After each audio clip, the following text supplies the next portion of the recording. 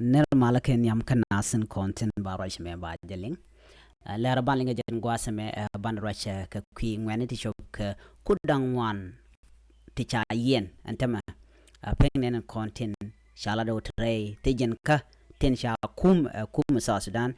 ke ngwene ti kudara wud jen wan wud diech ban lera ban jeling kel ka do badanen chaka kum ke je en wala shenga badak ka fay diech ron kina dara wud jen dang ro wan ban lera ban jeling gwa ka do badanen yan ke ngwene ti ke je ka kan ngwene ti ladin ngu ken ngwene ti tini shala do ken ke gangster ni ban jeling kel ka do badanen cha to ka je dinen gwa samo chawiden cha tak kene ti shala do ken ke gangs ke ne kon lat ke ti jegre wecha ka juba bu kon ko lat kel ki ngum la ro den tama akan konon yam de jogono jin gorno bi je nyak ni ko kena Online TV ka gor bano bi subscribe ko bi learn content ba non ka Online TV bi kan chamala shukaji ban leran ban je chulinga gwa changwane ti kudang rawudi jin wanu de die te ta carbon gang ni la ka shal kene gani chaka kume rewe ka juba gwasidana chaka yentin ban je chulin kel ashigmen shalin kamandanan chikono kwena wen shala no ngweni sha ke yen ka ron kina daru wel kel kan ngwanatin kon tin tray ti jinan tama ke ngwani shop ka kudaro wudi jen ngwanu de diech ke kan ngwanan kona cha jigno lat karik rewe ka juba ka sa Sudan karikin kone ken kalat ajen kan rikin kone kwala kep kaje kan wanda to kap ka ron kin daro widi jen dang rawida diok ka pai welkel ajen gwase dane kap ka keje shuaga chu yen ka jen gwase dan en pegden me yan ka ke yana ke lo shop kan kurwan ken wan to kudang wan til la ngane gangster ni ke shin kan gonten konten charlotte ko de na de ngande ga chongten cha tandien cha galon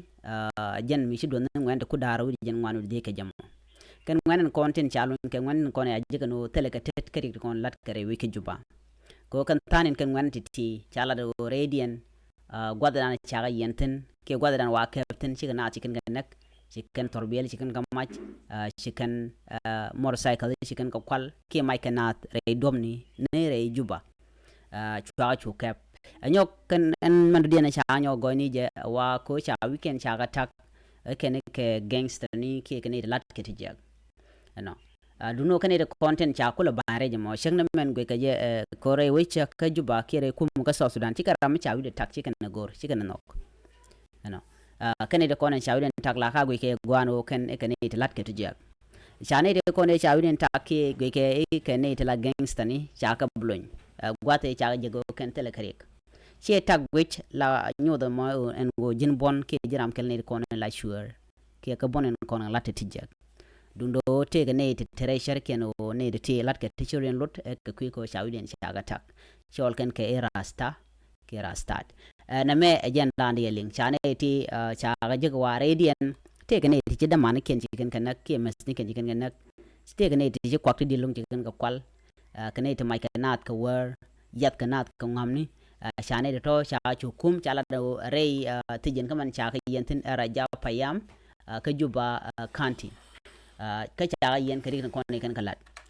kene de ti tin content la gangster ni cha tan en cha lon chimen cha ngaj chala do ba ka nyokami lokake ko ba ka church ke ba ka kam der dana chikene lat ba ko kum ka der ken ko ne kan kalat ko na ran ka ke